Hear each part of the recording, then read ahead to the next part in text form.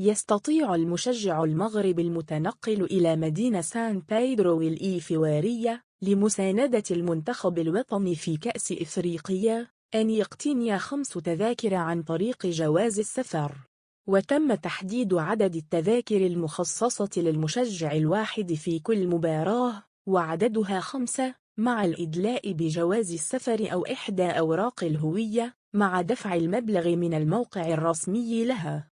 وخصصت للجماهير المغربية تذاكر ثمنها ما بين 5,000 و10,000 فرنك إفريقي لكل فئة، أي 83 درهما و166 درهما مغربيا. وستتيح هذه التذاكر للجماهير متابعة مباراتي المجموعة اللتان ستلعبان في يوم واحد بملعب لوران بوكو بمدينة سان بيدرو.